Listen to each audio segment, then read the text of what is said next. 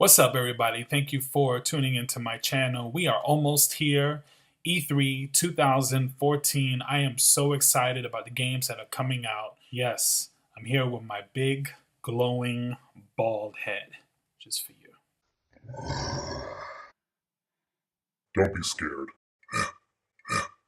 We are finally into the full swing of next generation games. And what I mean by that is pretty much what's happening right now. See, the last E3 was basically trying to really introduce the new consoles. Now we're really going to be focusing on games, and there are a lot of games to cover. Basically, what I want to cover is some of the news, some of the things that have been confirmed for E3, some of my wish lists and hopes, because we all have them, and of course, my predictions as to what I think is actually going to happen. So let's get started. Yeah. So as I get started here with my E3 preview, I just wanted to let you know the gameplay footage you're going to be seeing here is a pretty good mixed bag and variety of different things. It is gameplay footage. There are some even trailers from E3. I just wanted to really mix it up and give my opinion while you guys see some pretty cool stuff. Ground and pound.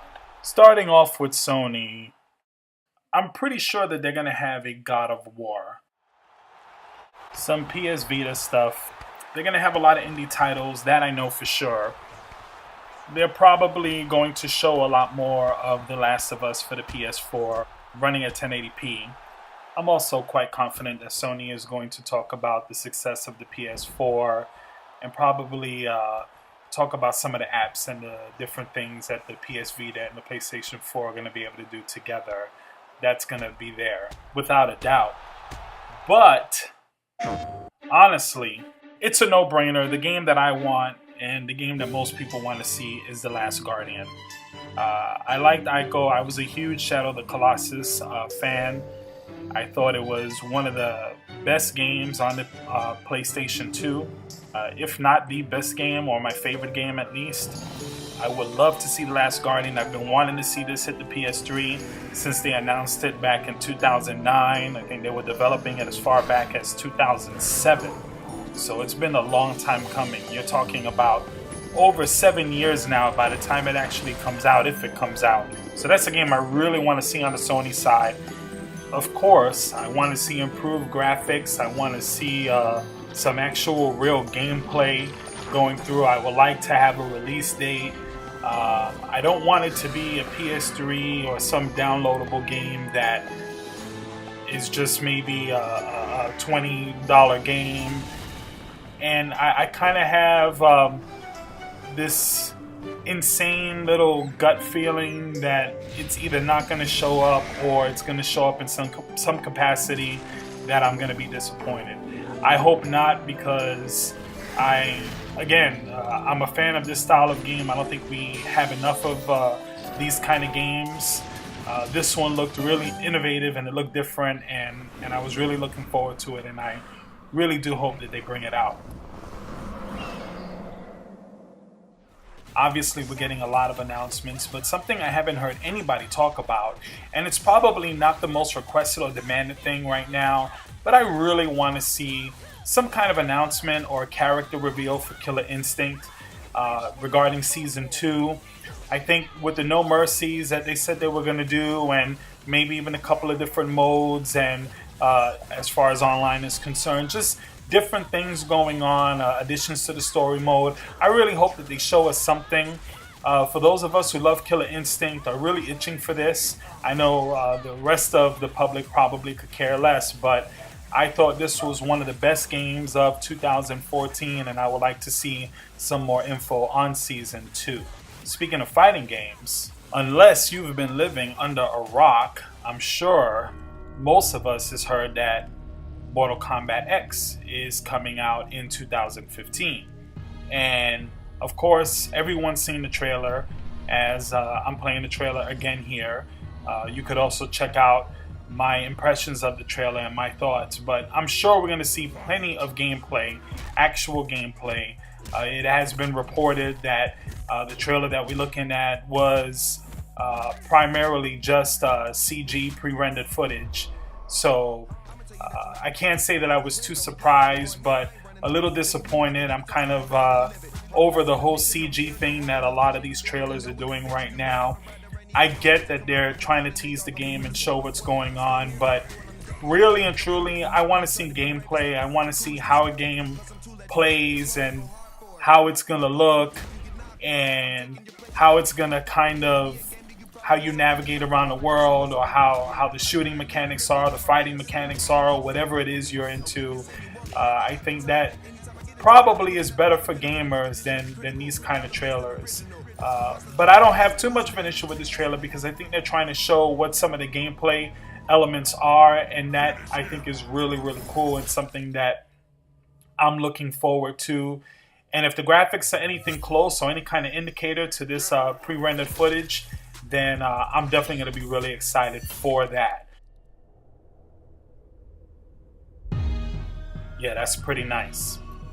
Now on the Microsoft side, I'm really excited to see what Microsoft is going to be bringing to the table. They, I believe, have learned their lessons as far as the mistakes that they made on the last E3. And honestly, I thought they got a lot of unfair criticism because I did think that they showed off a lot of great games along with, the different applications and different things. The one standout was actually not so much what Microsoft did wrong, but what Sony did right, where they capitalized on the pricing point for the PlayStation 4. And of course, the whole DRM nonsense that was going on, that actually probably in the long run is what our industry is going to turn into anyway. But Sony played their cards right and kind of made Microsoft look like they were running a dictatorship as far as how they manage their policies regarding their system. You could also argue that they were also receiving unfair criticism because they actually showed more games, at least AAA games, than Sony did. But because they were talking about the TV application and talking about all these other things, it just so happened that a lot of people were turned off by that. But I thought, it was kind of a no-brainer that it's the Xbox One and they're going to have games on it. So when I hear people saying, oh, they should just focus on games and we don't care about all this TV stuff and Kinect stuff, honestly, it's a no-brainer that a video game console will have video games on it. I mean, they have a huge third-party support along with the games that they're creating themselves. So anybody who was confused over that obviously isn't really paying attention or just kind of trolling them. Either way, I mean, you want to have this kind of competition between Microsoft, Sony, and Nintendo. Unfortunately, I don't think Nintendo is any competition right now to Sony or Microsoft. But you want to have this competition because it's going to bring out the best from both companies. Now, I believe that because Microsoft has learned from a lot of their mistakes, they're going to really come out and bring some really big game news. They did say that they were going to do something that's never been done at an E3 before. I don't know if that's just talk or what, but it is pretty exciting what's going on here because they've already announced that there's going to be like 46 new apps on the Xbox One between now and the end of the year. They already announced a price cut. Pretty much they've already made a lot of announcements as far as what they're going to do outside of gaming. And I think that was intentional so they can focus on gaming. There's no way for me to really predict what they're going to do, but I know we're going to see some Gears of War, a new one, a new Halo, of course. I know they're going to do that. We also have Quantum Break. I'm sure we're going to see a lot more Sunset Overdrive. Microsoft is going to have quite a powerful lineup of first-party support, first-party games, as well as third-party support. So I think they're the ones that I'm most interested in seeing what they do as far as this year's E3. Now, of course, I'm sure Sony and Nintendo are going to have some big surprises as well. But to be honest with you, I'm not really expecting too much from Nintendo. I think we're going to probably see a Pokemon game. We're going to see a Zelda. We're going to see probably an announcement for Metroid. We'll be lucky if we get gameplay. We'll see some gameplay of Sonic Boom. And you know what? I would love for them to bring out maybe even like a sequel to Mario Sunshine or another Mario Galaxy or something in that vein. They're going to have a plethora of first-party games, and they're going to be great. But this is the problem that I'm looking at, and we're looking at it right here. Third-party support for Nintendo really doesn't exist, and it's a real shame because they have so many great first-party titles. And if you're a Sony person or a Microsoft person, you can really only afford one system and you really want to get a next-gen hardware, now current gen, but just a real powerful machine, you're going to be missing out on the great Nintendo games. And that's the problem I think Nintendo has had for such of a long time. It's kind of only like a members-only sort of thing. It's like, yeah, we have our great Nintendo products that you've been playing for 15, 20 years now, but as far as third-party and other kind of things, you're just not going to get it. So instead of trying to make some predictions for Nintendo, I don't think I can really predict what Nintendo's going to do, but I really do hope they announce a new console that's just as powerful, if not more powerful, than the current PlayStation 4, Xbox One, and most PCs, what they can handle.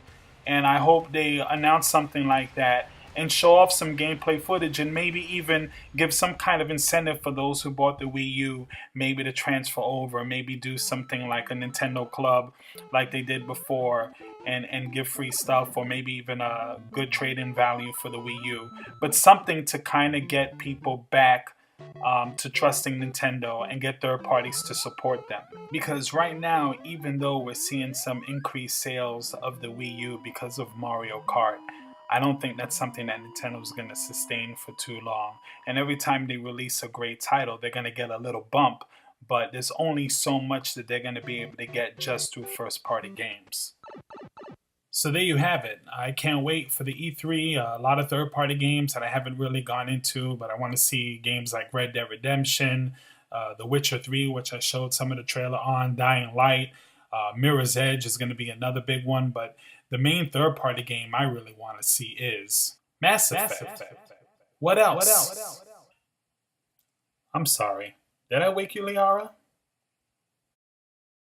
Blasting y'all, overcasting y'all, cloudy days making waves, mastermind.